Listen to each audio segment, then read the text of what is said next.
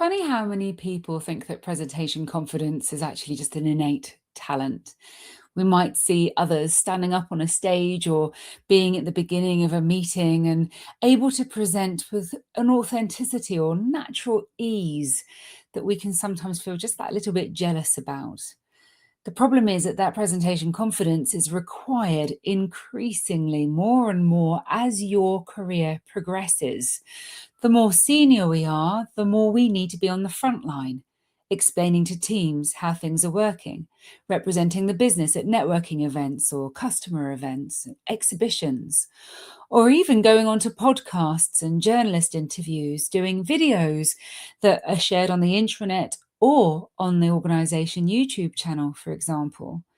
We need to be more visible on LinkedIn. We're expected to be ambassadors of the brand.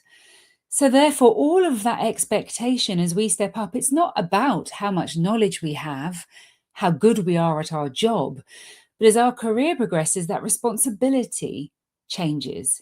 It augments beyond the day to day job to being that representative of our organization that people can buy into, that people can trust. And so the confidence in our presentation style, in the way we handle tricky questions, is paramount. But we need to start with the confidence in ourselves, not just feeling that other people can see that we're confident. We might try to hide our nerves, hide our anxiety, but actually, in doing so, we might find ourselves over preparing, relying on a script, feeling like we're a robot or caught in headlights. When actually, sometimes we just need to get back to basics. That when people are looking to us, that they want us to reassure them, to make them feel comfortable, that what we are going to do is articulate things well, help them know it's related to what matters to them and is relevant, and that they can just take on board something simple, maybe learn something, maybe get some value from us, and then go on their merry way for the rest of the day for their day job. So, how do we do that? Well, it comes down to knowing what to prepare and preparing it well.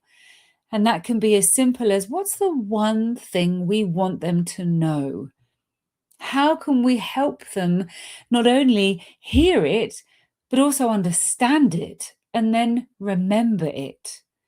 In hearing it, they need to hear it simply, not squashed in amongst loads of other waffle that we try to throw at someone to say, we know what we're talking about. Yeah, we know you know what we're talking about because of your job title, because you've put yourself forward for this interview, whether it be a job interview or a journalist interview to represent a business or talk about a topic. So we should implicitly trust you already.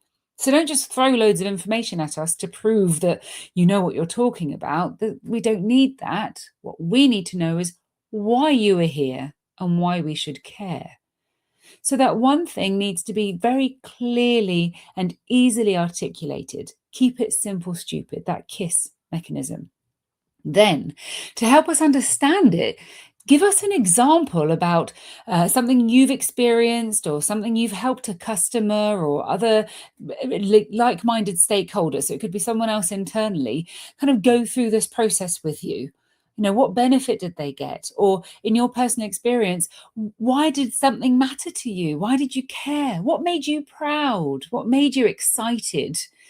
And then to help them remember, for them thinking about that message that you've shared nice and cleanly, the story you've told to bring it to life, to help them remember it. Make sure that you repeat that one thing right at the end of that presentation or that interview or that conversation. But stay focused on that. I'm going to have that simple message. I'm going to make sure that I bring it to life. And I'm going to repeat it at the end in my summary. Before we go, I just want to reiterate this one thing, because it's those things that help us be credible, be authoritative. The more senior we become, actually, the more we need to listen, and the more it's okay for us to pause and consider our response. It's actually the more junior people that rush in to try and prove themselves and give lots of information. I need you to take a step back. I know what I'm talking about. The issue isn't how much you know, it's delivering it in a concise way. And actually, that's what the Brand Champion Bootcamp is all about, giving you the frameworks and the processes that mean that you know what to prepare and how to prepare it effectively when you're already busy. So I hope you're going to be considering the program because, quite frankly, I'd love to work with you and see how we can help these messages be clear and give you the knowledge that you're doing the right thing so that you can relax and feel confident in everything that you do.